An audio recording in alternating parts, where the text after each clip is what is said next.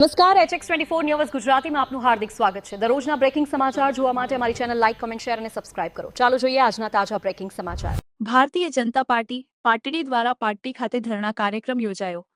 ગુજરાતની અસ્મિતાને ઠેસ પહોંચાડતા કોંગ્રેસના રાષ્ટ્રીય અધ્યક્ષ મલ્લિકાર્જુન ખડગેએ ગુજરાતીઓને અભણ કહીને ગુજરાત અને ગુજરાતીઓ વિરુદ્ધ જે રોક્યું છે તે બદલ માફી માંગે।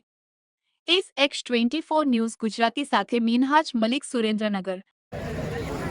તાજેતરમાં કોંગ્રેસના રાષ્ટ્રીય અધ્યક્ષ મલ્લિકાર્જુન ખડગે એ ગુજરાતની પ્રજા માટે જે પ્રકારે એનું અપમાન કર્યું છે, ગુજરાતની પ્રજાને અભણ કહી છે અને એના વિરોધમાં આજે પાટડી તાલુકા અને પાટડી નગરના માધ્યમથી ભારતીય જનતા પાર્ટીના માધ્યમથી ધરણા પ્રદર્શનનો કાર્યક્રમ હતો અને ત્યારે મોટી સંખ્યાની અંદર આ કાર્યક્રમમાં અમારા આગેવાનો, કાર્યકર્તાઓ ઉપસ્થિત રહ્યા હતા। ખાસ કરી અને અમારા જિલ્લા ભાજપના પૂર્વ પ્રમુખ દિલીપભાઈ પટેલ, અમારા પાર્ટીના સિનિયર અને વરિષ્ઠ આગેવાનો જયસિંહભાઈ, હેંગારભાઈ, અમારા પાટડી શહેરના પ્રમુખ વિરલભાઈ સોની, અમારા તાલુકા ભાજપના પ્રમુખ રમેશભાઈ ઠાકોર અને અમારી સમગ્ર ટીમ એ આજે મલ્લિકાર્જુન ખડગેજી જે પ્રકારનું નિવેદન આપ્યું છે એનો અમે વિરોધ કરી રહ્યા છીએ।